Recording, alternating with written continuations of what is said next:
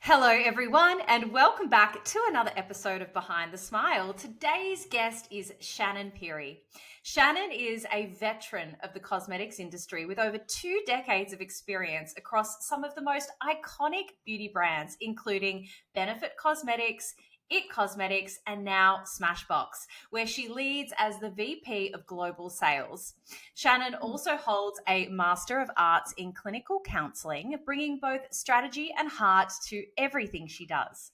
She believes in grit, grace, and growth, especially in the messy middle. Over the past 5 years or so, Shannon has walked through a profound transformation mentally, physically, and spiritually.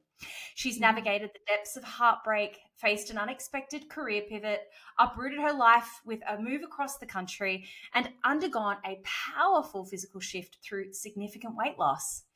Through the many stages of this journey, Shannon has been forced to hide behind a smile, continuing to show up for life while it felt like her world was falling apart. And she's here today to share her story. So, Shannon, without any further delay, welcome to Behind the Smile. How are you? I'm so glad to be here. Wait, now, am I one of the first Americans on your podcast? I would Have you say had we've some had other? maybe over 120 odd episodes. We've had about a dozen Americans. So Okay, you're okay, you're we're in in a good good company. company. I'm in Yeah, good company. exactly. I like that. I like it's so, I think what's crazy is that we were just talking that we've been following each other's journey.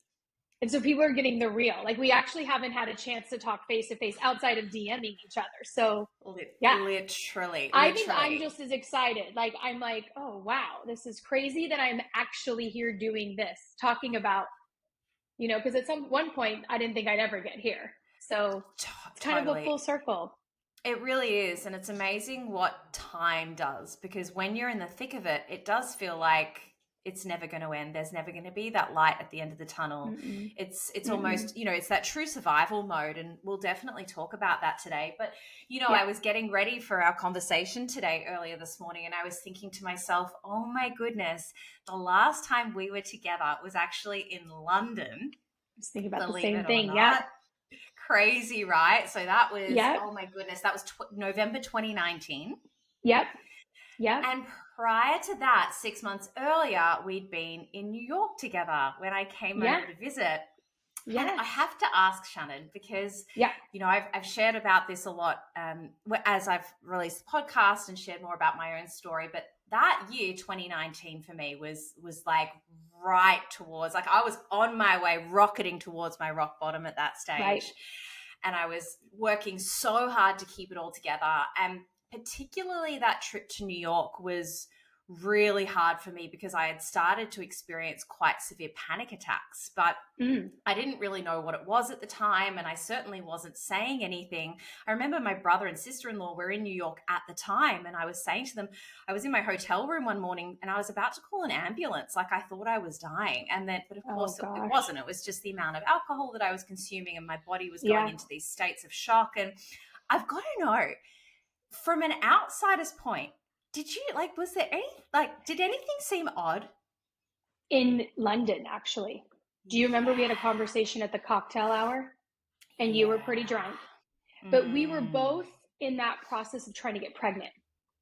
And I think, do you remember that? Mm. And I remember thinking you were one of the first people who knew.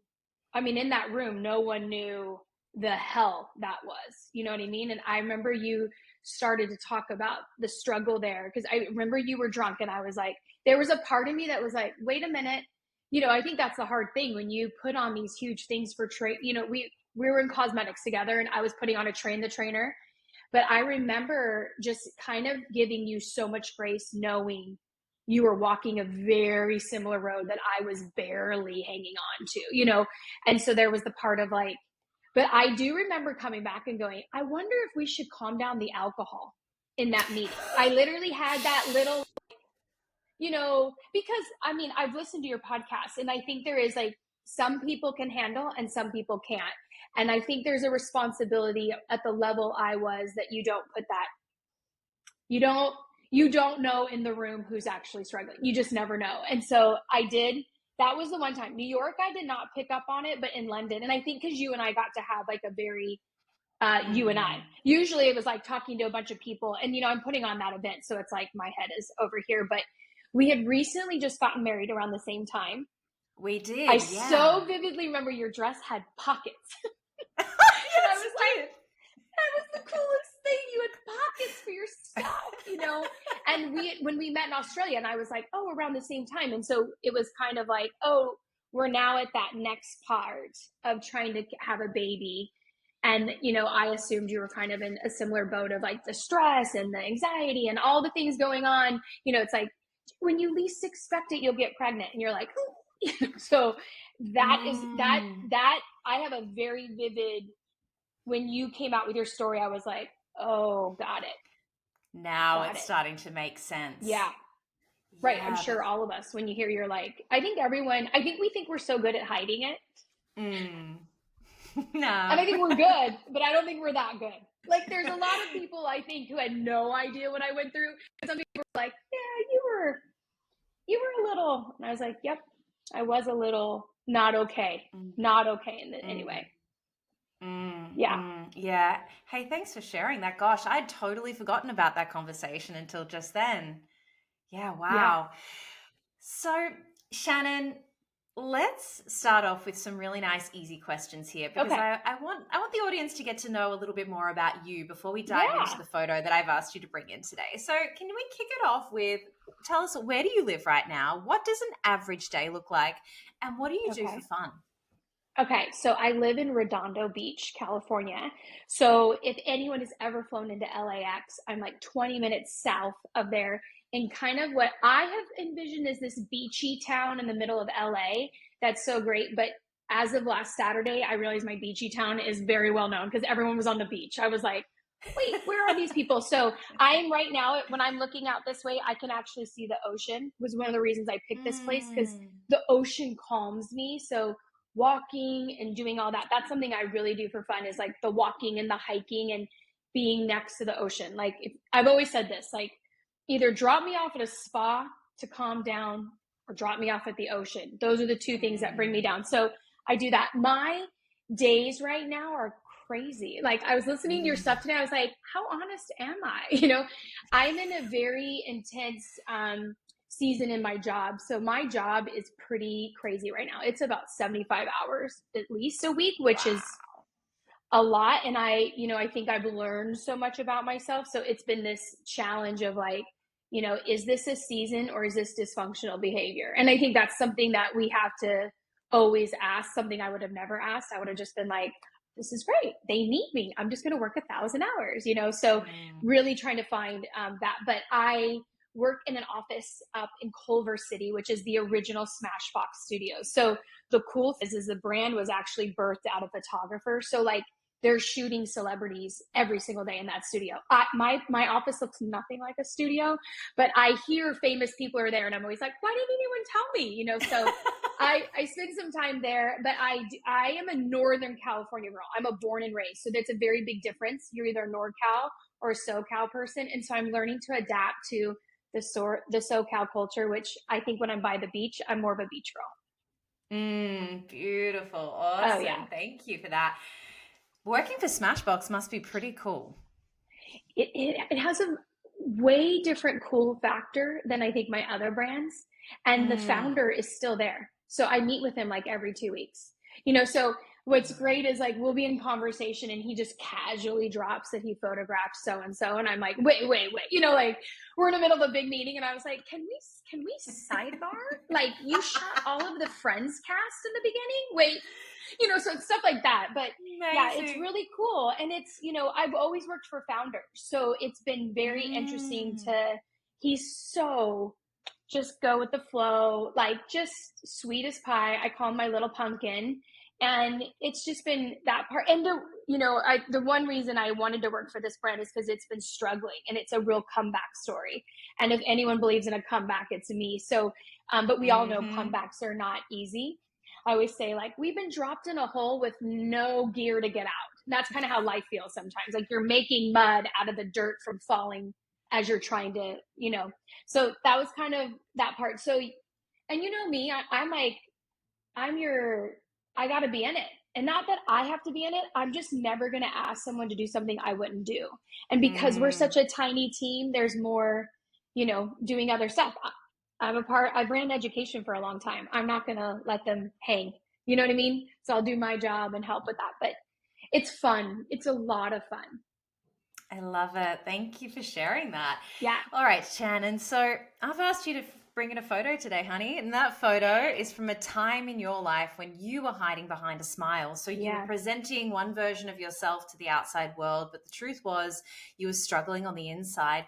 Can you please describe for our audience, for those who are listening, what are we looking at here? Yeah. Those watching, it'll come up on the screen now. What are we seeing here? And what was going on for you at that time in your life? So you see me and my eyes are closed and I'm looking up at the sun. So at the time, I live in New Jersey during this picture. So when it's sunny in New Jersey, you take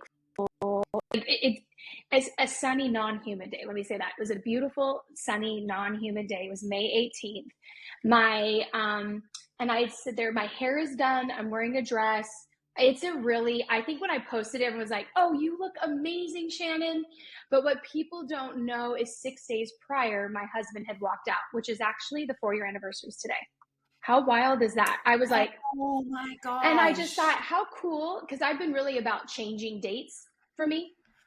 I want to change these dates. So when you wrote back and you're like, May 12th, and I was like, May 12th. Might as well do that. So I had, he had left May 12th. May 18th was our anniversary. So he was coming over. So I was making a home cooked dinner. I got ready. I put the dress on. I was trying everything in my power to keep him. If I could just fix everything, I could do that. He ends up leaving about 2.5, 3 weeks later for good. And then it was over. But I think when I posted that photo, I remember all the comments and just thinking to myself, you're such a hypocrite. If anyone knew that you were on your face, hysterically crying when you walked out the door, and I think that's a little bit where I think, I started that private Instagram because I didn't, my Shannon Pirie that most people know me from is so connected to my job. And you can't be the face of the brand and have a full-on mental breakdown and through a divorce. They just don't, makeup and that don't go together. So I some good TikToks like makeup you should wear when you cry all day long. I feel like those are tactical people to know.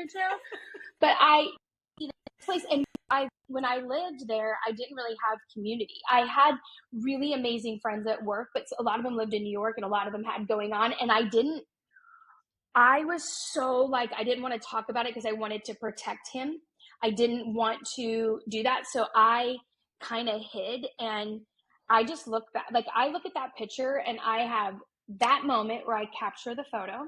And then I have a moment about, I think it might be 2 days later. So this in L'Oreal, they do this huge meeting called Mondial and everyone comes in and it is a big to do, and I had done this, they call it, you've done the stage. I'd done the stage a few years, but we were in past COVID. So no one was flying in and we were going to do videos for the first time. Well, I was excited because they let me direct and help write and do all the things. So I got to do the behind the scenes, which was such a different push for me because I'm always the person on stage, was to do the back. And so I had spent end of March all the way up until this point doing all this stuff. We'd already filmed, and I kid you not, the day he left, I am on the ground. I am fully on the ground crying so hard. And my team, so those of you who know Microsoft Teams, it's a call, and I'm starting to get a call for work because my work desk was by my kitchen and the door had just shut and the Teams call is going off. And I'm like, I can't do this. And I'm texting I'm so sorry, family emergency. And they say, we're so sorry. You have to get on because if we don't hit this edit date, we're going to. And you know what I did? I got on that flipping call. And I will never forget being like, you are insane. You are insane. Your whole life just fell apart with the shut of a door and you're on work. And that started my deconstruction of work, of just and not that those people didn't care, but at the end of the day, a project had to be done and my mental health and mind wasn't there. Now, Did I tell anybody what happened that day? No, of course not. I was way too embarrassed. But I remember telling my boss 3 months later, and his whole face just dropped. And he wrote, "I am so sorry." And I was like, yeah. When someone says, "Hey, family emergency," back off, So I see that photo and I just see dysfunction. I see the girl that wrote a list of the 20 things she was going to do to get her marriage back. And that's how I addressed it. I didn't ever address what Shannon needed and was Shannon happy. And I think when I look back, I wasn't happy in that marriage, but I was never going to admit that, because I'm married for life. I'm from a divorced family. I'm not getting a divorce. That achiever in me was like, "Oh, we will figure this out." And so it's a very, I keep that picture because it's a good memory to do that. And I think the one thing that I sometimes, when I talk to people about my story, is like, sometimes the good stuff has to go with the bad stuff. And that's a great picture. It's funny is I lost half my hair. You know the story. I lost half my hair through the stress of the divorce. And so I will use that picture to show what my hair looked like and then what it looked like a year later, which was half. Now my hair grew back, thank God. But I lost something that I loved about myself in the process, as superficial as that is my hair, because I had to purge so much more than, like the divorce is just the somatics of it. It's not the nuts and bolts of what was going on for me. Absolutely. And I find a lot of the grief for me with divorce came from the loss of the life I had dreamed about. It was the grief of what we never got to have versus what was actually like losing the person itself. Yeah. I think it was waves. I think immediately it was losing him. Like that, I'm sure. I mean, I think I think a lot of times mine was a shock where I feel like most people kind of saw it coming. Mine was a rug ripped off of me on a Tuesday on May 12th. I'm not happy anymore. I don't want to be married. And I called to be like, I'm on my way home. It wasn't like we led up to something. Now, granted, from his perspective, he might have a different perspective, but for me, that's how it felt. So when I got over the pure shock of it, and then all the stages of embarrassment, I was so embarrassed. And, for me, I changed my name. So I was Shannon, you knew my married name. I was that name. And then, imagine for me, I had to tell work and they had to send a letter out to every country to change their website. Like, there was no hiding behind. I think that's what kind of stirred me into the reality of it for me. I've always been an open book. Like if someone asked me a question, I would be honest with you, but there is that achiever in me to do this. And all of a sudden I found myself, a wreck. But I mean, I think back and I'm like, I'm surprised I'm alive. The amount of, I can remember 3 different times being in the middle of an interstate and I'm stopped, like middle of an intersection, and I'm stopped because I'm crying so hard I can't drive anymore. And people are honking at me. Like that. I remember losing it at the Target lady. She just asked me if I was going to use cash or credit. I told my whole story. I mean, I was not okay. You know what I mean? And it's given me such a grace for so many people in that situation, because sometimes we don't know where people are. But yeah, it was just embarrassing overall. And then I think then the stages of realizing like, oh, my kids aren't going to look like him. They're not going to have that name. Oh, I'm not going to do all the, things. Like I didn't have our life. I'm not a planner, but like he was at that point, the love of my life. I waited till I was 40 to get married. It wasn't like I got married in my young 20s and, made a rash decision. This was the guy I waited for. So I used to explain it. I felt like when he left, he ripped the top layer of my skin off of my entire front of my body. And I was just this exposed wound walking around. Mind you, having to get on lives, having to run a whole like department. I did a train the trainer. I don't remember any of it digitally. If you were on that one, I can't tell you anything that was on there. I know I was talking, no idea what I was talking about. And just have like a blank of time. So May until about July, I can't really tell you much information. And then in July, I went on what I called my divorce recovery trip, where I went to all my best friends. So I flew. I asked for a month off. And that's when I think I started to realize the reality of what was happening, because I was very delusional. And then the work. And then the work begins. Let's go Mm-hmm. back to that day that he Yeah. said to you, "I'm not happy and I'm leaving this marriage." You know, you mentioned that it felt like the rug was pulled out from underneath you because you guys, as you shared at the top of the show, you were trying for a baby, you had this Yeah. future, you know. Have you been able to decipher or have any sort of clarity around that with hindsight?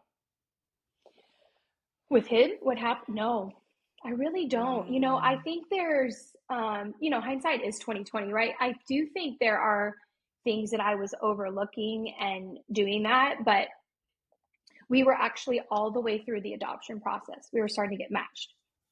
And so, it's funny is I got into therapy because I was concerned about being, I think I was 44 at the time, that I was going to, what was it going to be like to be a mom at 44 with my job? How was I going to do this? So I found this woman who had adopted a Black child as well. So I was really intentional. My ex-husband was Black. I wanted to make sure I was just super aware. I didn't want to be this parent who didn't understand. And I think I had one session with her, and then the next session was, I think I said 3 words because I was hyperventilating. I think all I remember her saying was, just breathe, just breathe. And I was like, mm, couldn't do it. And so, but man, am I grateful that I had the instinct to have a therapist to be able to call to. But I don't, I think the one hard part for my story is there's no closure. There's no understanding from my perspective, like, I think this is what I've learned. There's 3 sides of the story: mine, his, and the truth. And maybe he did feel like he communicated. And I think that was part of my healing, is that I wasn't just the victim in it. I wasn't the one that just got screwed over. I had a piece of it. And so I've had to do a lot of work of figuring that out in other ways and having really hard conversations with people in my life to be like, can you share some guidance of how I can get better? Because I didn't know. Kind of mm. weird. It is crazy, isn't it? And sometimes when you're in it, it's really hard to see what's actually happening around you. Also, like, I just Yeah. think back to knowing you at that time, and like, you work a lot. And that, Yeah. when we're in any area of our life, it takes us out of other areas. And I know, don't say Yeah. that with the Fair. suggestion that it was, the writing was on the wall or anything like that. I just think that sometimes it can distract us. I know for me, like, I was focusing my attention on other areas because where I was at home, just it wasn't it. And I was looking to distract and avoid in other ways. I want to know though, Fair. do you feel, Shannon, like the work thing at the time, was it helpful or was it a hindrance? I think what was hard is I was the breadwinner. It's Yeah. interesting. I read this book called Your 7 Primal Questions. Like, we all have these primal questions underneath us. And I would have thought mine was, do you feel wanted? Do you feel needed? That's usually like my style. And mine was financial security. I need to feel secure. And when I don't feel secure, this is my reaction. And I recently just read it like a couple months ago, and I was like blown away. I love when my thing does that. Sorry. Um, when it, um, when it came back to say that mine was financial security and the way I react to that. So when I look back on that, the fact that it was me for most of the time added this pressure. And I think my dysfunction is I get controlling, and I get like, how do we make more money? How do we get out of that? That pressure's too much for me. And so that's where I go. So I do think when I look at it, not just with him, but across the board, I become more intense when I don't feel financially secure. And what's interesting about this book is, like, once you know that, how do you answer that? And no one can answer for you. A spouse can't answer that, a child, you have to answer that. And so that was like an aha for me. So when I look back, I definitely see that I probably had a lot of that. And then I was stressed. I was so stressed. I was traveling like crazy. But Mm. 2020 kind of slowed us down, and it was awesome. Like, I remember looking at him and going, I love that we still like each other, Mm. because I was like, I thought for sure, like, well, here we go. I'm like living with him. And I had my niece and my sister-in-law living with us, and I loved it. And I say this to people all the time, I still love marriage. Like, I can't wait to be remarried, because there were so many amazing benefits to it. I think the one thing I've learned though is I can't control anything outside of my decisions. And that's, I think that was a little bit, when I look at hindsight, to me was like, oh, we were making vows in front of our family and friends and God. He's going to stick it out with me. Well, no, he actually gets his own choice to make his decision on what he wants to do. I didn't like the decision, but I think for him, I think there was a little bit why he just never wanted to talk after that, was because he didn't want to be convinced. Because I can convince you, I can woo you and in that piece. But I think, if I sit with myself, there's a lot of that, I think. But I think what I had to learn too is, how do I speak up for myself? This, I'm vocal. I don't have a problem sharing my opinion, but I can share my opinion when it helps you, not if it's just going to help me. I am very much, and I think that's where the weight, I think I gained a lot of weight in marriage. And, yes, you're happy. Yes, you're this. But I think looking back, it's like, what was I hiding? And what was I not? I was numbing out by eating whatever I was. That's been an issue for me my whole life. And that part, I think, was the first time when I started to look at the food issues of going, was I not happy? And was I just as frustrated? And I wasn't saying that. Was I giving off that energy that he was feeling? No one will ever know. I mean, maybe one day we'll actually have a better conversation about that. But I think whether I get that or I don't, it's still, for me, like, I want to be better. And you've used that as a fuel to really fire this transformation, which we'll dive into in a moment. I want to chat just a little bit more about this divorce piece, because I really feel like this was like the turning point which created the foundation for the transformation. Shannon, you mentioned that you were so stressed during that period that your hair fell out. Yeah. Now, I know, because I know you and I know your story, part of that being the financial breadwinner, and you had such a senior role and you were flying all around the world, but it also enabled you to buy your dream house. Which is something that you then had to lose. What was that like? Horrific. It's interesting because I think a lot of people didn't get it. So in the divorce, he got a very good chunk of money out of it.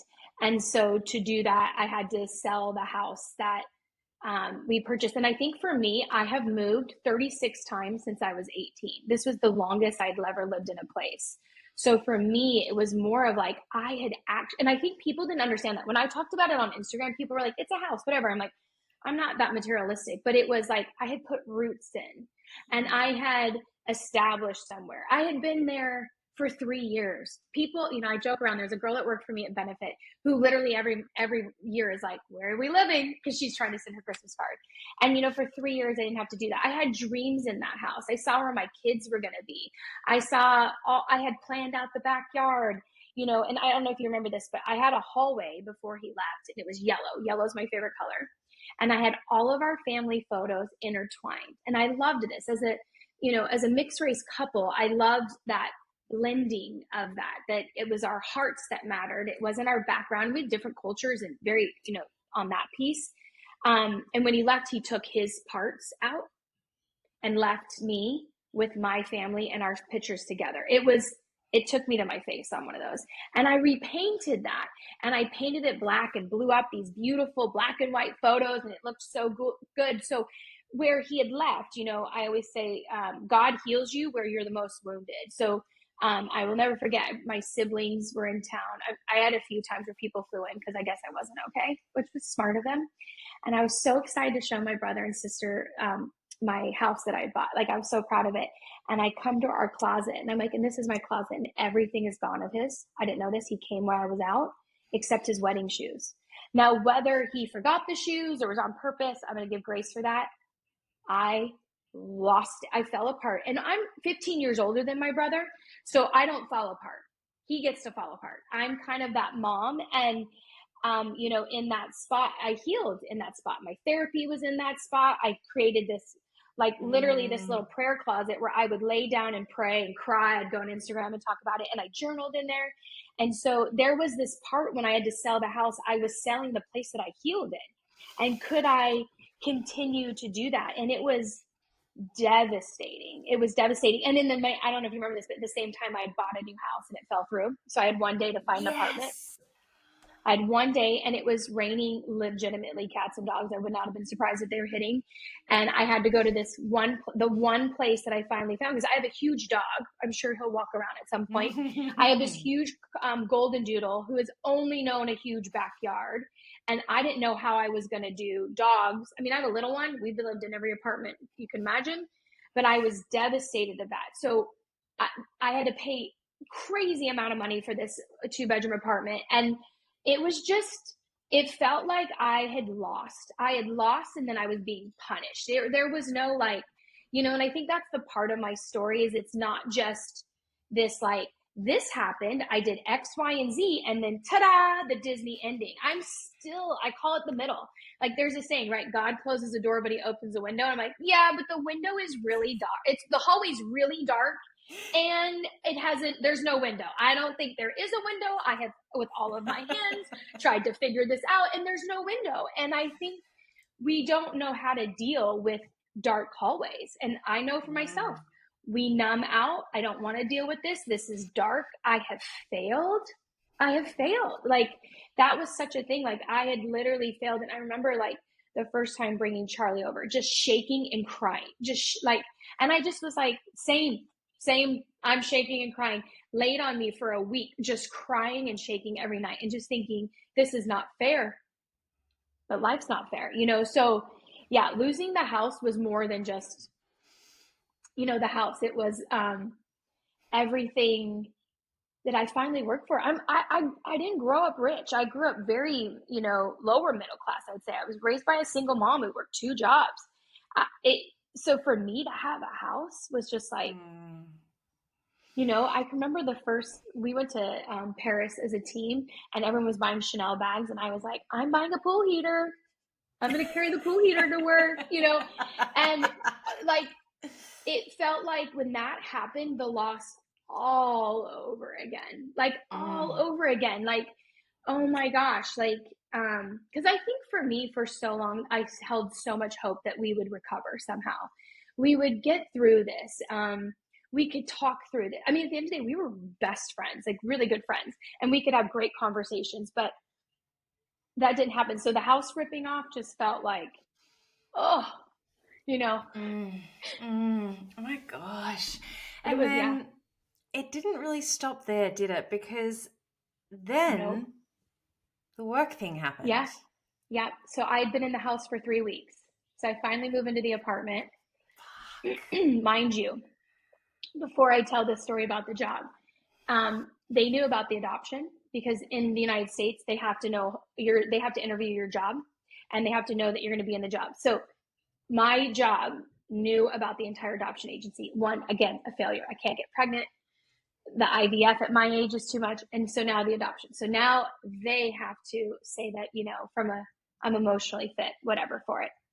And then the divorce hits, right? So we have to change her name everywhere. Okay, so this is going to be, let's do a new bio on her and we'll send it to all. And so then it's like, that's my problem in the United States. Like, why does the woman go through all of that? The amount of times people would say, they'd call me by my maiden name. It'd be nails on a chalkboard. Like, you're calling me the thing that the person who I thought was forever literally threw me out like the trash. Except he was better. He was very anal about trash. And that was so hard. So I literally, I was in the middle of the divorce. It was messy. It was so sad. Sell the house. I'm in there for 3 weeks. And it's ironic, but like that morning I get on and I do a call for Ulta Beauty, which is the big retailer here in the United States. So think like Mecca, but think like very all over, similar to Mecca. And I get on the call and I'm talking about how to build teams and how to work in an Ulta. Like Ulta asked me to do this.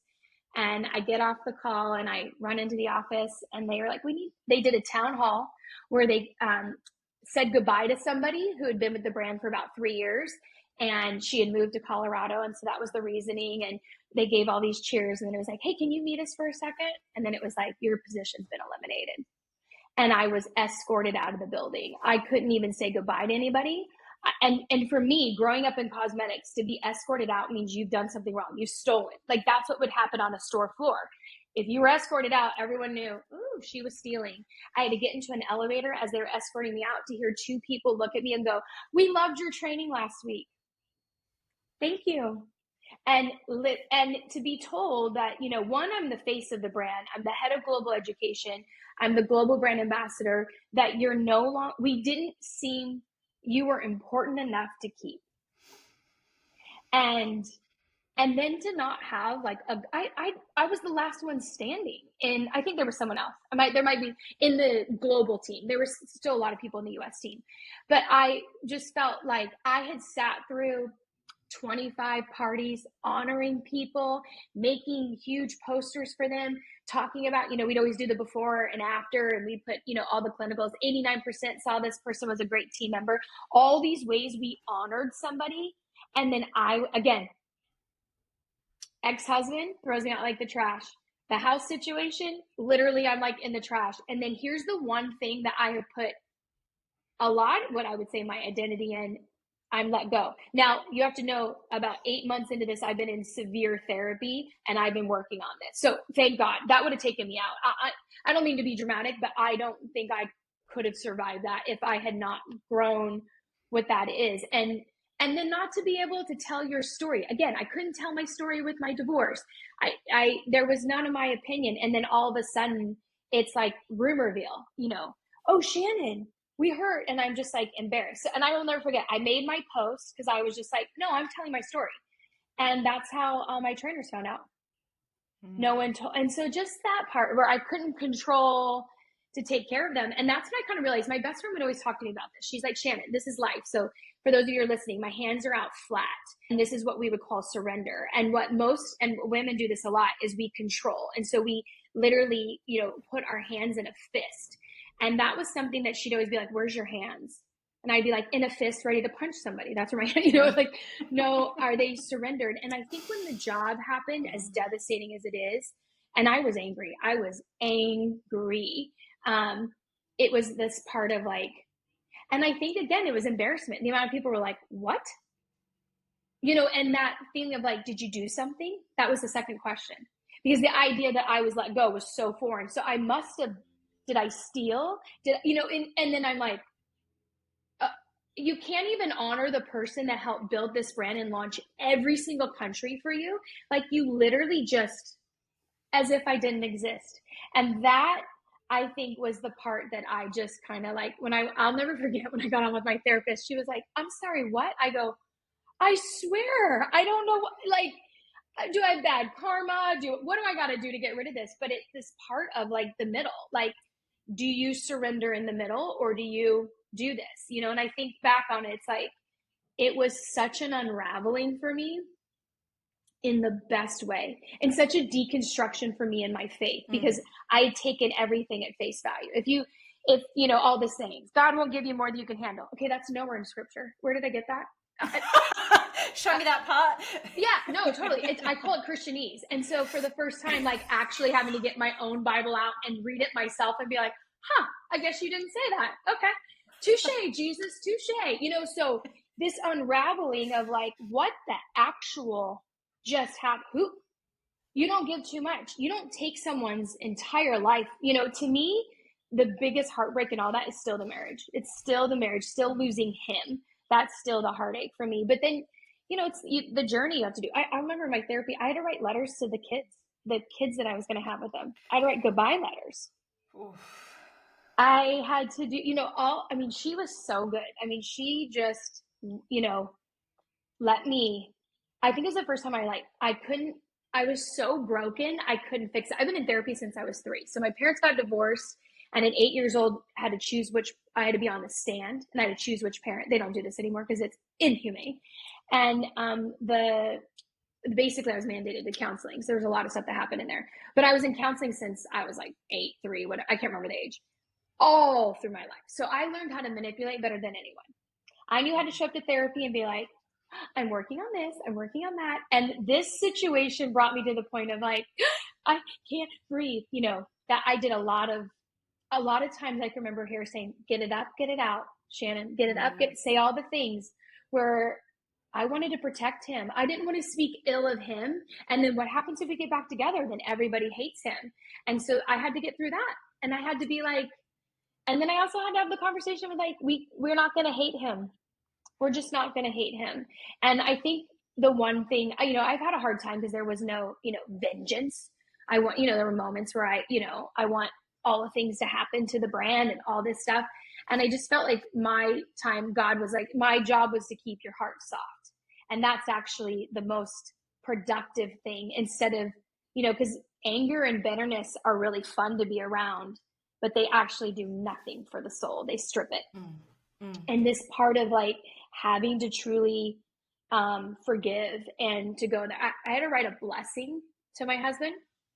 And, it started off first, like, I bless you with, think of all the bad things you want to say. I mean, it was bad. And it took me, I know, I was like, the first ones were fun. It took me probably 7 months of writing that. And where it ended, it's so beautiful. Like, I'm actually so proud of that. And I sent it to him. And I think for me to be able to, not only forgive, but to bless. And I think there's something about not, even for me in the work situation, I had to forgive and then bless. I want that brand to thrive. I cheer for that brand. I actually have CC cream on right now. I went through the stages where I was like, I won't use a single product ever again. And then getting to the point where it's like, some of my favorite people are still working there. And I love what I got to build. And I hope it continues to grow and be what it needs to be. But that was part of my like healing, was to forgive, but to bless. And I think, you can forgive, but you don't forget. Absolutely. I'm not going to forget, but I'm also going to look at the whole story and my responsibility on that. I look back now, I run the P&L. I know sometimes you got to make really terrible decisions based off of profit and based off of keeping the lights on. And at that point, if they felt like, hey, this was the best way, maybe cutting me helped from cutting 4 people who, needed that job more than I did.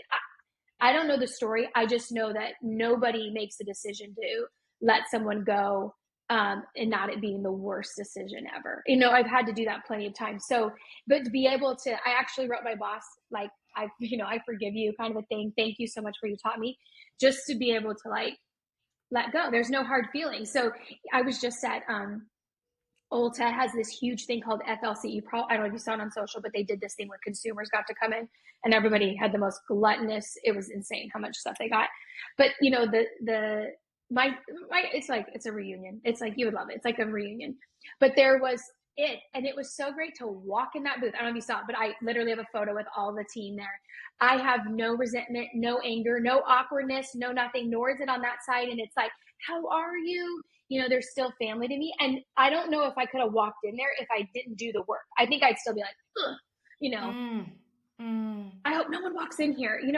I just, and I think so many of us do that in our healing. We work so hard and then we get stuck in that someone needs to pay for this. And I think that's the biggest thing I've learned is like, it's like, you got to be surrendered, which is the hardest thing to do.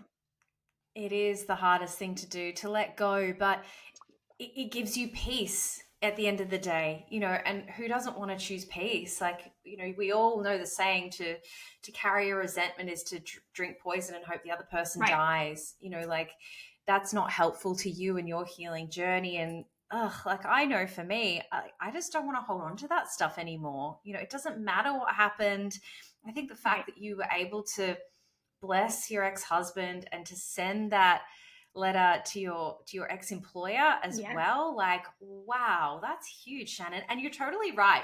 We do something similar in 12-step recovery where we go through this process of making amends, and it's all about being able to walk down the street and hold your head high, knowing that I can walk into any room, any place on earth, and there is not a single person that's going to walk in that I am going to have to shy away from or feel embarrassed to be around or be angry and bitter towards. And that is, I think, what allows us to have that peace in our, and like you said, a soft heart. That, I think that's huge. And I think so many people skip that step, whether you're in recovery or you're in anything, I think, and it's the most powerful step. It's the hardest step. I think it's truly the hardest to recognize, especially if you've been wronged, your part in it, and to have grace for it, and to have that ability to be like, maybe they saw it differently. Maybe they saw, I think about this all the time. If there's a car accident, 6 people can have 6 different stories, and we can all sit there and go, yeah. But in a situation where you're harmed, no, my way or the highway. And I think for me, it's like realizing my story, as much as I'm an honest person. I think that's the thing. I'm so honest. I can't lie if I try. I still could have perceived it wrong. And the grace to be able to say, I could be wrong here, not intentionally, but I think there could be something I'm missing, is something that I think often people don't get there. And I think that's where the real freedom comes, to be able to let go. And I think the other part too is like, it's the middle is a lot longer than I think most of us want to do. And it takes, and it's a continual work. And I think, I see that a lot of times when people ask me, about my weight loss and stuff like that. I'm like, no, that was not one easy part about it. It's still not easy. But that part of, it's interesting because people will comment like, oh my gosh, blah, blah, blah. And I'm like, oh, if this is nothing compared to the inside. The inside work is the part that I am the most proud of. I'll never forget, I was probably down 50 pounds. And it was actually, my boss said, Shannon, it's not the weight loss. There's something different in your eyes. It was the best compliment I've gotten. And I was like, oh yeah, because she's coming alive again. I've been dead. I've been dead for a little bit. Fun personality, who everyone had no idea. She actually didn't even know she was dead. That's the thing, because I like to say I live an authentic, real, honest life, but I didn't even know how sad I really was. Because we are so, I think, especially in the beauty industry and the work that both of you and I have done in the past, is like, we have to show up and we have to pull it together. Yep. And especially in those high pressure environments, like you said, you got that Teams call coming in, you were snot crying on the floor. It's like, get it together. And when you do that over and over and over again, even if your intention is to show up authentically, there's a disconnect, because you're spending too much of the day in a character, in a role, For sure. rather than that time connected to self. So let's talk about the weight loss and this physical transformation, because I know that moving your body was a big part of really getting through those dark, dark days in the beginning. So can you share a little bit more about that? Yeah. So interesting. During the process where he had said he was leaving and then he was going somewhere, he had bought me a package to meet this woman who was like known for stretching the body and doing all this stuff. And I went there and I cried the entire time I was on the table. Like, sometimes I'm like, people who just met me for the first time were like, she's not okay, on that. But she said to me, I'll never forget, she said, your body is so stressed out. And I was like, I mean, yeah, I've been stressed since, the 2nd grade. And she's like, the one thing she said, I think you have a cortisol issue. And I was like, I don't even know what you're talking about. She's like, you have a cortisol issue. She goes, what do you do for working out? And I was a huge Peloton person at the time. I loved Peloton. I had the bike. We had the treadmill. I was like a psychopath about it. And she goes, you can only walk, Pilates, or yoga. And I said, as you can tell, I'm somebody overweight, and that's not going to work for me. She goes, your body is never going to lose weight on a Peloton. Your body has to calm down and relax to be able to do that. And I remember thinking, all right, whatever, here's your money. You're a nut job. And leaving, and then had another, like, I was, when you're trying to get pregnant and you're going to do all the woo-woo doctors. I'm going to cut this, I'm going to cut that. You do all this stuff. And a lot of that I do agree with. So at the heart of me, I was like, yes, I need to start eating better. All that. I was doing juice fast. I was doing all this stuff. No weight was coming off. So there was a part of me that when he left the first time, I didn't sleep for, I think, 2.5 weeks. Not at all. Like, not at all. And so I'd get up at 4:30 in the morning. I'm like, okay. And I had Charlie, who's like, at this time he was about a year. So I started walking Charlie a little bit and crying, walking and crying, walking around my neighborhood. And I started just like little by little. And I think within the first 2 weeks, I lost 11 pounds. So I was 100 pounds overweight. So put that in. And I was kind of like, is there something to this walking stuff? And so I started my weight loss out of dysfunction like I had started every other time. And it was just to get him back. I was going to get thin. That was one of my things. I'm going to lose X amount of weight by this time. And by this, I'll be my wedding weight by this time. And then I'm going to lose another. And you've never seen me this thin. I had a whole plan. And he was like, oh, okay. And I just kept walking, and I started doing therapy when I was walking, and I was doing this. It was so interesting.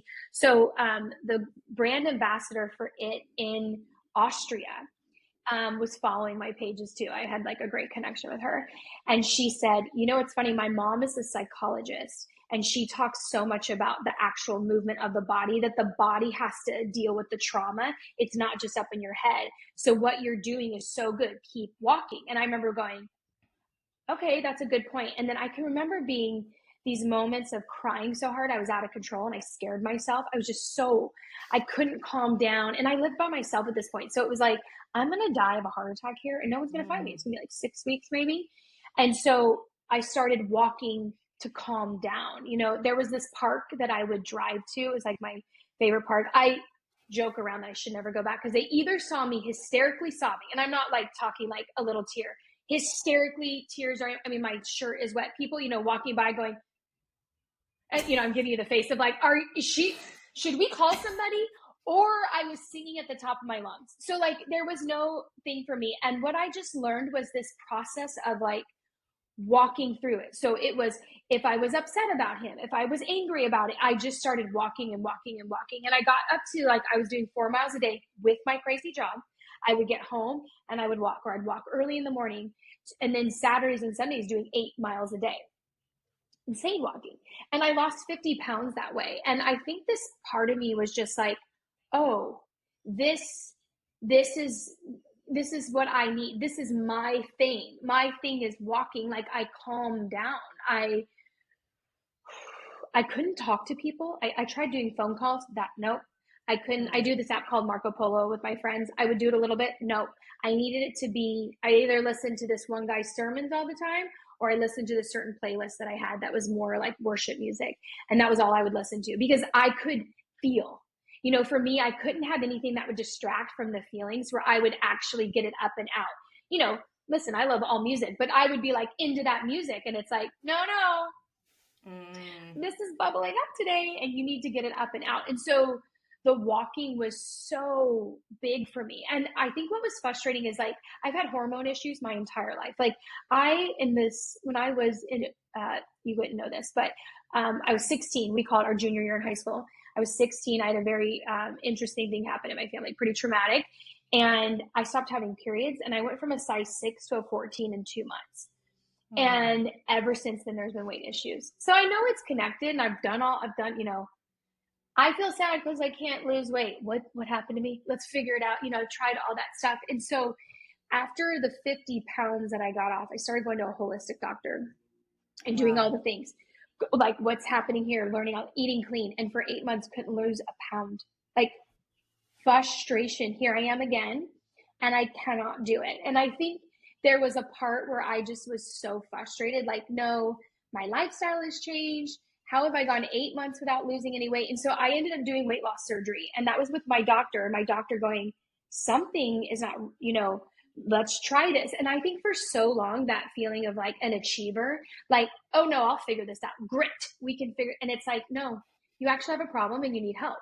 And this is going to help. And I, most people lose like 100 pounds just off the weight loss. I lost 36. So it's not like I had this tremendous, I still have about, I think I have 30 more pounds to go. I'm plateauing, but this part of like that moment where everyone has an opinion about weight loss surgery, it's so interesting to me. I'm like, wow, if it really helps somebody, why is that your problem? Like, if someone finds help in a certain way, I'm not sure why we have such strong opinions about it. But it was so interesting because, I'm getting prepped for the surgery, and they're like, here's all the things you need to do. And I'm like, been doing it now for about a year and a half. Like, I don't drink sugar in my drinks. And I remember the doctor going, you're like a dream patient. I'm like, oh, done. But that part of like that surrender of that piece. And I felt like the weight was just an example of what was happening on the inside, and the realization of like, okay, how do we do this? It doesn't mean I don't struggle with it. It doesn't mean that, like, I was listening to a podcast of yours say, it doesn't mean that it goes away. just because I'm sober or just because I've lost weight doesn't mean that food issues aren't like roaring itself up on that piece. And I think really learning too with coming back here into this job how much the stress triggers that for me, and the food noise is so loud with the stress, and how do I control that? And so I have to be on a medication that helps to control that, because I'm doing all the things, but how do you get the help that you need? And I don't know if that's just age. I'm 48 and it's like I need help, whereas I would have been like, oh, no, we'll do it. It's just self-control. You just need self-control. And you're like, you need help. You need help. And so it's been a long journey. It's so funny. Like, even I was just telling Ashley before this, yesterday I went in for a facial, and I went in and got a micro needling. I got talked into this. I'm having a crazy allergic reaction. My face is 2 times the size swelling. So when you're looking at me, my face does not look like this. My face legitimately looks like my before weight loss. And I'm getting ready for this, and I'm like, oh my gosh, I look like this. And I just thought, isn't that ironic? It's May 12th. You're talking about a picture, and now you look exactly like that picture. And what's more important, Shannon, the outside or the inside? And I was like, the inside. Even if this is how I'm going to look, it's the girl that I don't know if you can put into photos, the girl that, when stuff gets chaotic, doesn't run to food or run towards, getting affirmation from whatever. It's the girl that sits in her prayer closet and goes, I surrender. Okay. That sucks that person's thriving and they screwed me over. Okay. And that's the part, I think, even today, because I'm still in the middle. I don't have my happy ending. I haven't met Prince Charming. I'm 48. I'm probably not going to be able to have, I'm probably not going to be able to have kids. I've had to wrestle through that. My Disney ending has not happened. And I think that's where my story is. I think, I was listening to one of your things. When everything happened, I went into a bookstore to be like, where's a book? Can someone help me? And everything was, they'd already achieved it. And I was like, well, what do you do on Tuesday? Like, how do I do Tuesday? What do you mean? Oh, you're going to meet someone great and you'll be in a family again. Oh, okay. But what about Tuesday? Because I can't get through. I remember thinking, I can't get through the next 5 minutes. I'm not going to survive the next 5 minutes. And I think that part for me, and that's kind of why I started being really vocal on social media, was how do I help people in the middle? How do I help the girl like me or the guy like me? Because I just felt like I'm still climbing out of this pit of hell, I feel like. But if I can turn around and have a little bit of a flashlight for you, and you just know to go here, then that's my job. Because it's not for me to go, here's a spotlight, see how great it is. It's like, no, I just need to know, do I take the dirt with my spit and do I do this, or do I make a round? Like, what's the best?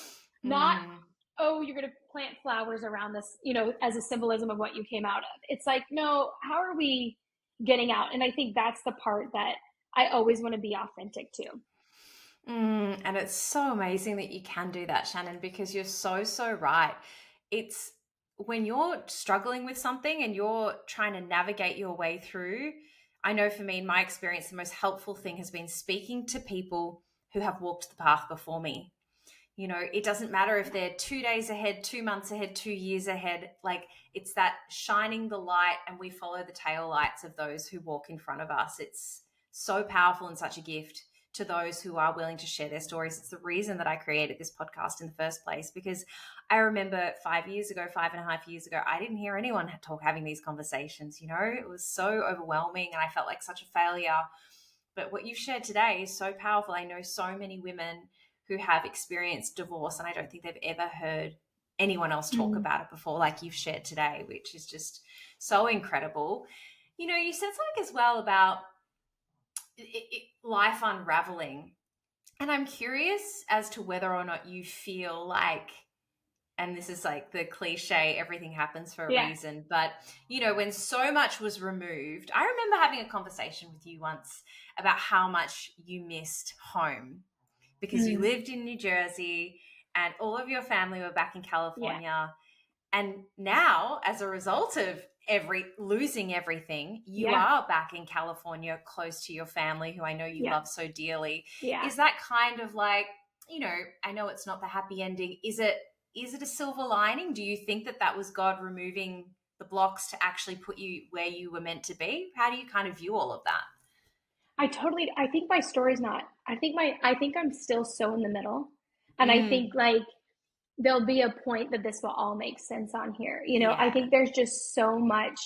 I mean, it, you know, when people are like, I mean, it had to have been God to like, who loses their marriage, their house, and their job in a year? I'm sure I'm not the only, I'm not special in any way. But I think for me, it was such a, it totally could be to have brought me back here. And, you know, it's funny, I've always wanted to live next to the ocean. Now I'm like, okay, now I want to live even closer. Like, let me clarify. I do think you need to be very specific with your prayers.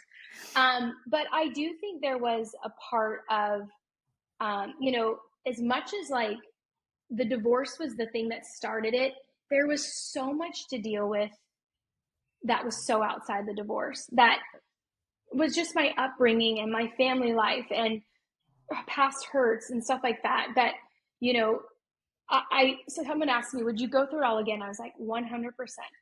I don't want to go through, you know, sometimes I wake up and think it's going to start all over.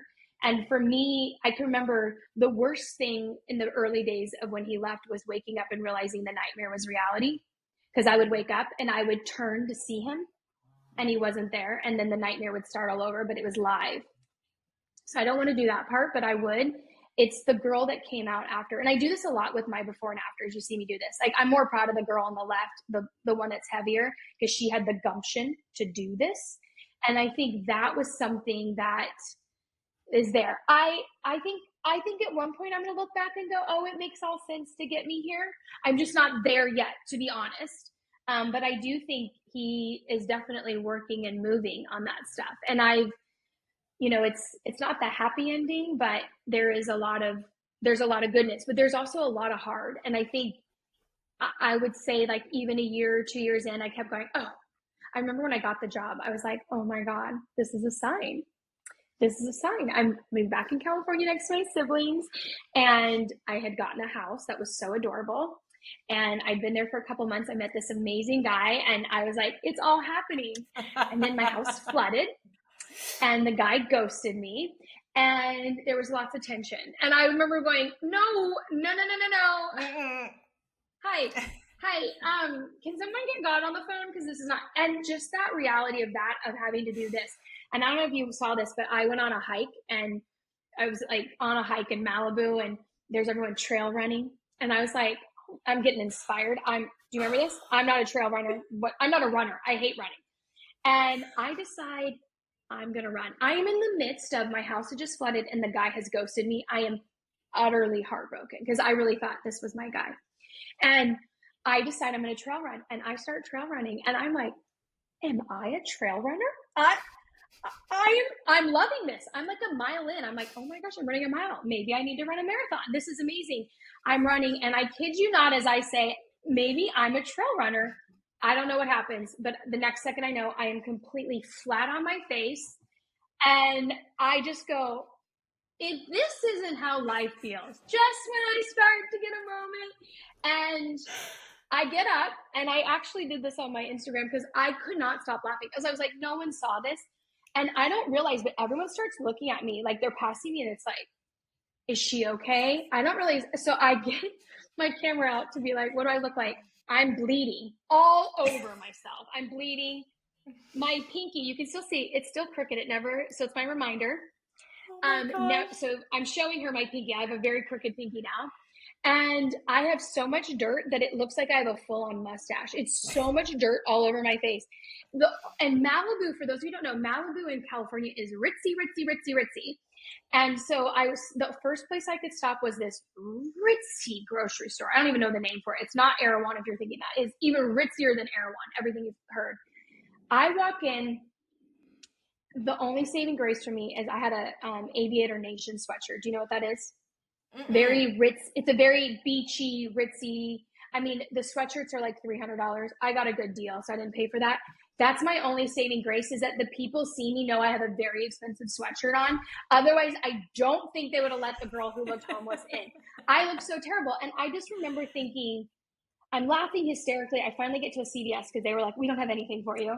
And I get to like a convenience store and I'm wiping up blood. I'm sitting on the ground. I mean, I'm just like, if this isn't life, I'm sitting in the middle of a CVS with hydrogen peroxide all over myself because the bathroom, someone's in it. I can't even use the bathroom. And as my pinky began to heal, the whole point of that whole hike for me was God talking to me about being on Spiral Mountain or Truth Mountain. Are you on Spiral Mountain and you're spiraling with all your anxiety, or are you speaking the truth and what you know is truth? And I was like, but did we need to have a physical remembrance? And he's like, yes, we did. Yes, we because did. you, my friend Shannon, can't remember anything. And so this part of like, in the middle, what is the tactical thing? And it's like, okay, let's just say, I broke up with someone a couple months ago. That didn't work out. That's so sad. What's the truth? The truth is I chose not to be in that relationship.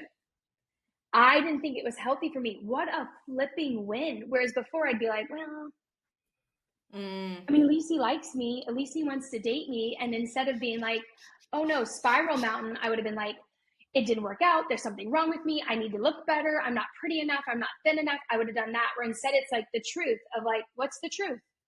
He wasn't right for you. And that's okay. That's what dating is.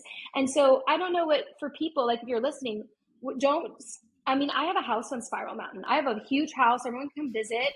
I've been there a lot in my life. It's so much harder to sit in the Truth Mountain because when I was hiking, it was super, the marine layer was in, so you couldn't see any of the ocean. And I just kept having this conversation with God where he's like, well, is the ocean not there since you can't see it? I'm like, no, of course not. The ocean's there. And he's like, okay, so what's the truth? What's the truth in your life right now? And I'm like, the truth is, I've done everything the way I know to do, and I'm doing the right stuff. He's like, great. So are you going to trust me or are you not? Are you going to surrender or are you not? And I think so much with life, it's like, oh, I thought it's going to look like this. And the minute it doesn't look like this, we revert and go onto Spiral Mountain and whatever our vice is on that, instead of being like, what's true? Can I accept that truth? And can I move on? And I think that part is the middle. And I think I'm still not out of the middle. I sometimes wonder if I'll be in the middle till the day I die. I have these conversations like, are we ever going to get to the end? But can I surrender to not ever knowing the end? That's the bigger, I say that as a joke. And everyone's like, oh, Shannon, you just wait. I know someone's great out there. And I'm like, I know, but can I surrender and be okay if that doesn't happen? Because that's actually the healing. I can surrender and go, I'm totally surrendered, Ash. But in the back of my head, I'm like, if it doesn't happen in the next 2 years, like if I don't get married by the time I'm 50, spiral. Instead of being like, no, I don't know. I know I'm worthy. I was never, that was my biggest issue. I didn't think I was worthy of any of that. I am worthy of someone amazing, and I'm worthy to even be just me by myself. And that, I think, is the work. Amen. That is just so beautiful and so profound that you've gotten to that point now, because it is so true, isn't it? To let go of the I'll be happy when, and to go, you know what, like life is beautiful right now. Yeah. And to be grateful and exactly right, to be okay with what we have rather than seeking what we think we need. And anything that happens, trusting that what is meant for us will not pass us by. When I can live in that space, like that's when I feel calm, that's when I feel content, and that's when I enjoy life most. It's really beautiful. But like you said, it takes a hell of a lot of work. I'm curious to know, what would you say, you've mentioned walking as being something that really saved you. Are there any other tools that you really leaned on, or perhaps are still leaning on as part of this transformation? Yeah, in my weight loss specifically? Weight loss, or just everything? Totally everything. Well, one thing is that I wasn't as honest with my girlfriends. I noticed that I got really selective in what I said. As someone who's like, I'm such an open book, you feel like, I have never not met a friend, is what I would say to people. And I think my challenge is that people will think they have a way deeper connection with me than I do, because I will have a deep, and in that moment I'm in there, but then it's like I move on. And I think that could be a little hard for some people.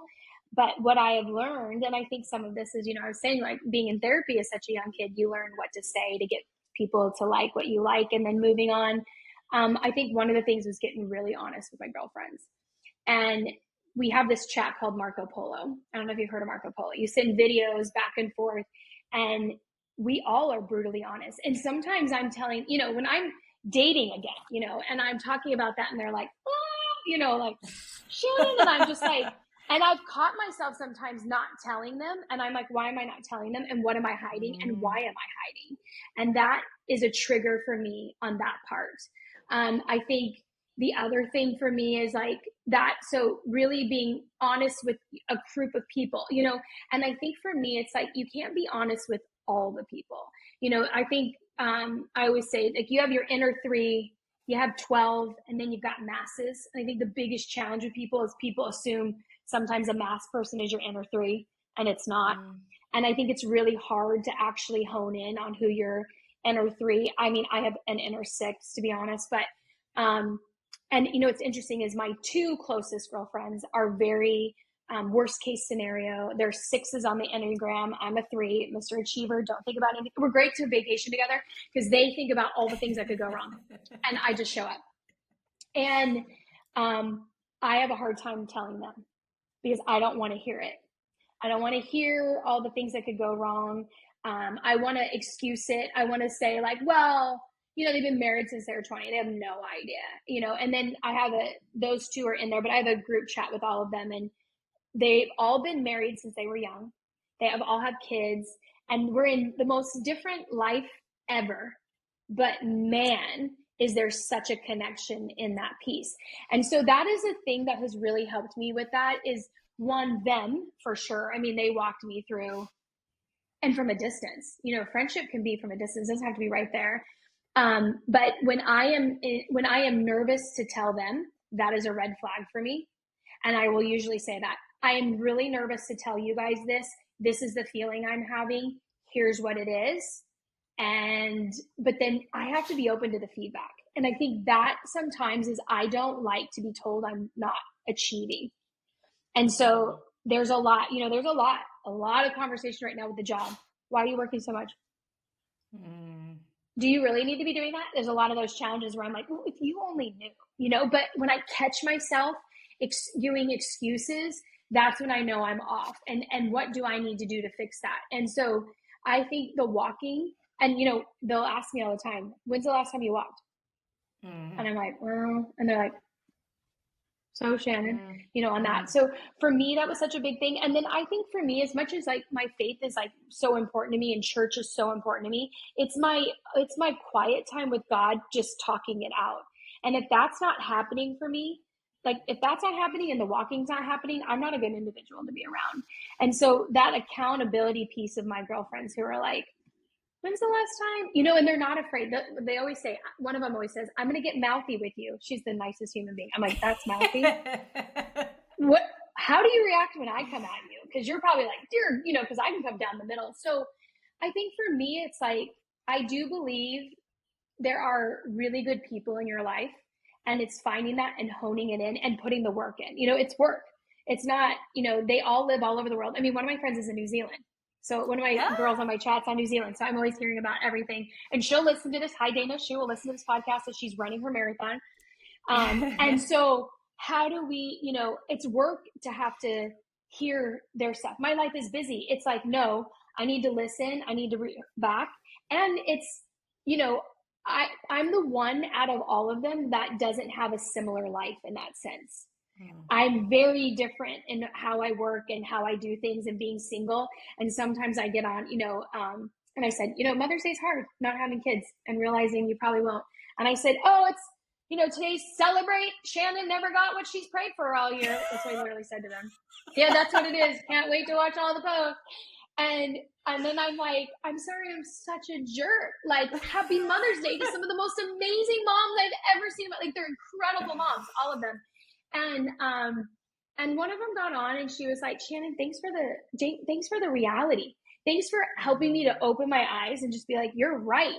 How do I be sensitive to that? And I'm just like, I'm making a joke, but the same goes for them. Like sometimes they'll say something and I'm like, I didn't even think of that. And so even though we're so different in our lifestyle and what we're doing, they're the most sense of home on that. So I think for me, it was so important to have community. the one chat that I'm on started right after my divorce because one of them's son was getting married. We had to figure everything out for her. And then the other, my two close friends, we've been Marco Poloing for years. But that was one of the things they called out on me. They're like, you stopped sharing.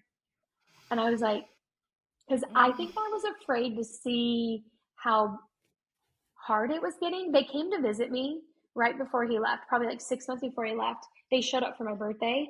And I said, what made you come? She's like, we knew you weren't okay. I'm like, what do you mean? I've been telling you. And when they looked at me, I gained a lot of weight and I could see it in their faces. That was the trigger. They were like, we knew you weren't okay. And having friends that you don't have to say, I'm not doing okay, but having friends who are like, something's off. You know, they have my location, so they'll be like, we haven't heard from you. Where are you? Oh, you're in Chick-fil-A, or something like, whatever, like a fast food joint here. Like, what's going on? And I think that is so, put the work in that. You know what I mean? Figure out your thing. Is it walking? Is it yoga? Is it Pilates? I think it's just figuring out your thing that helps to release that stuff. And then I think, you got to find, I think spirituality isn't an option. I think it's a necessity. And that changed my whole life. I mean, and I had a massive deconstruction. It's not like I was like skipping to church. I was screaming and mad and angry. And I think that part. So, and then find some people in your life, and I think when you think about AAA, you've got people. It's community, the community is so, important that you have that. And we're not meant to do life alone. And I think for me in a job that I do, it can be really done easily alone because I talk all day long. I don't want to talk when I get home. Like some days I'm like, I listen to their messages and I'm like, good job, guys. I so get that. Oh, yeah.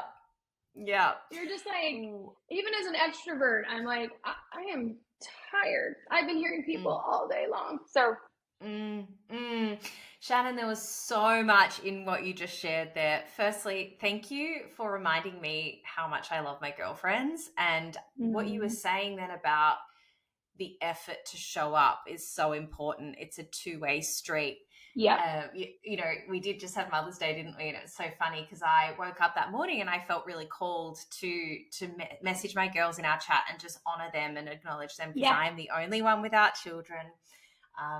There's two of us that have been through divorce, but I felt called to acknowledge them, and I did. And, straight away they wrote back saying like, and happy Mother's Day to you, fur mum, and your fur baby. And it's just beautiful. Like they make the effort to make sure that I'm okay as well. And because we don't know how these days, how any day is affecting anyone. Like you said earlier, we never know what somebody's going through at any given time. But there was something that really resonated where you were talking about the resistance and holding back certain information. And what I've come to realize about myself is that when I'm defending my position, then I know that there is some truth to what they're saying. Because if I'm good, if I know that I'm in my integrity, I don't need to defend anything. I'm like, you can have your opinion. I'll have mine. We're good. But it's that, you're probably doing something a little wrong, or like painting a red flag green when that defense comes up. And it's funny. They will say, we're not here to talk about the behavior. You just said this is what you wanted to do, and now you're not doing that. And I'm like, so, but it's that, but is it, but I do, and I'm sure you do this. We do the same thing back, and I think that was the thing for me was like, it's so beautiful to be there for them, to be in that. So I think you've heard, I have an elephant tattoo as well, but this whole story of the elephant, the women elephant in the wild, literally, if one of the elephants is giving birth or is wounded, they surround the elephant and they kick up dust to protect that one. And there's just something about women friendships that is so, it's spiritual. It's like, I am still standing because they literally got on their knees and prayed with me in their own little areas and answered phone calls and would just listen over and over again. Sometimes I'm like, oh man, I'll say like, I owe you so much. Like, no, we don't deposit and withdraw here. And I think for me, it's like, that was such a thing of like, okay, well, I've done this for you. So you have to do this for me, oh, you'll like me better. And it's like to be in a relationship where they're like, I don't know, how much did you put? I don't know. but it's all staying connected and staying there. And I think that is the beauty. The thing, I love that you said that about your girlfriends. Like, my one friend Danielle sent me a message yesterday morning, like super early, and was like, thinking about you and want to check in with you on X, Y, and Z on a situation. And then I tell her what I did, and she goes, proud of you. And there's just something about, she's proud of me. Like, the right people, when they're proud of you, does not matter. Your boss at work maybe doesn't need to matter, but your girlfriends that know you, I was just like, and that's a statement that I've gotten really used to hearing. And when it comes from them, it means more than anything else. And then to be proud of them, like, way to show up for your kids, Also, they called me, they're frustrated with you. But, like, there's that part. Because I'm older, so all my nieces, they're my nieces and nephews. They're all in their 20s. So, like, I get, can you talk to your best friend today? They're like, yes, I can. But also, don't talk too bad about her, because it is my friend, and I will cut your throat. But I do. I love. It's just it's so rad to watch your girlfriends turn into these like epic women. Just I'm so blessed. They're epic, and I think I actually talked about this in a meeting one day about friendships, and it takes work. And it doesn't happen overnight. And I think of people who are listening who don't have really good friends, like, I always ask, like, start praying for good friends and realize, again, surrender, that it might not be the people you want it to be. It could be an older woman that you aren't there, who will be the best friend you've ever had. And I think there's something about friendships is work. It's the best work. And it might not be the friends you grew up with or the friends you did this with. And it could alter and it can change. And I think it's just having the release on people to be like, however long we get together, that's what I'm in this for, I mean, I think we're too deep. My girlfriends, it's like, if they stop talking to me, I think they would like show up at my house. Literally, when they don't hear from me, I get, we're going to call, because I always say, I'm going to die by myself and no one's going to know. They're like, no, we know where you are at all times. We'll figure it out. We'll send the cops over. And that's the fear, is like, will they send the cops over? I love that they have your location. That is the best thing ever.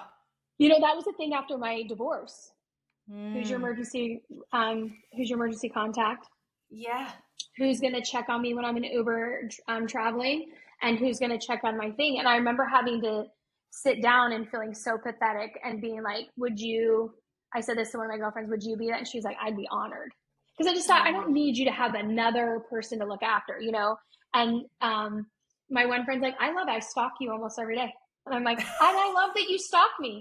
Your kids hate that you do it, but I love that you stalk me. I want to know that someone knows where I am. And that was a hard thing. And how beautiful is it now that where was I?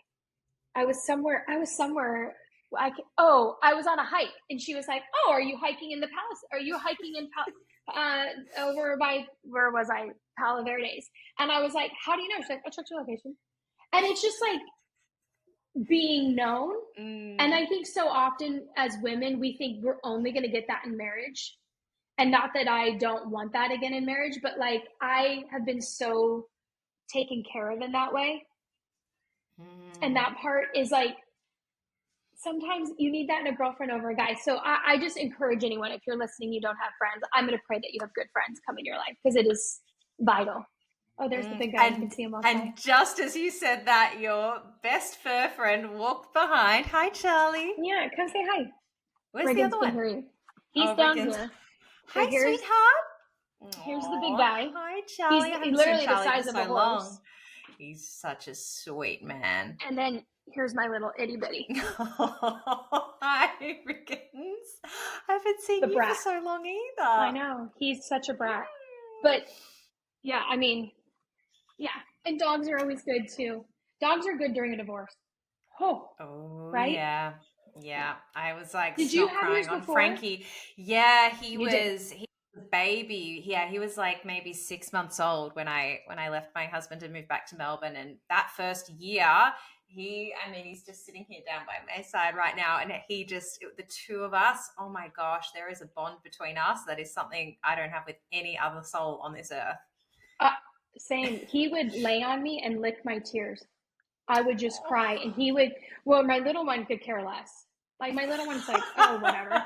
He would legitimately sit on me, and like my tears, the day I lost my job, I came home and I sat on the couch. I started hysterically crying, and Charlie jumps up, and I'm like, not doing well. I look over, and Riggins is sitting there like, no, we're not doing this again. No, I mean, his not face again, was Mom. like, knock that off. We're not doing the crying thing again. I laughed so hard. So there's like, checks and balances between both of them. I love the lover, but this one was like, no. We're not doing the crying thing. I bellied laughed for probably 10 minutes because his face was like, get me out of here. If she's doing this again, I'm out. And I just remember being like, oh man, come on. But he's great. He's my old man. He'll be 12 in a month. Can't even believe that. Wow. Oh my goodness. But dogs so are beautiful. They are the best. They're our world. Absolutely. Shannon, oh my God, my cheeks hurt from smiling so much. This has just been an absolute joy. I have one final question that we finish with every guest. I'm going to ask you that question now. What are your 3 non-negotiables that allow you to live your life today happy, authentic, and free?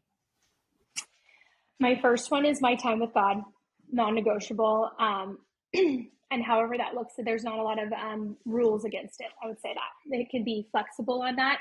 My second one is my girlfriends on that piece. And then I think my third one would have to be my girlfriends and like my family. Like they have to be together on that part is just like the beach, man. There's just something about the calming of that. It's funny. I didn't even say my job. Isn't that interesting? That's growth right there.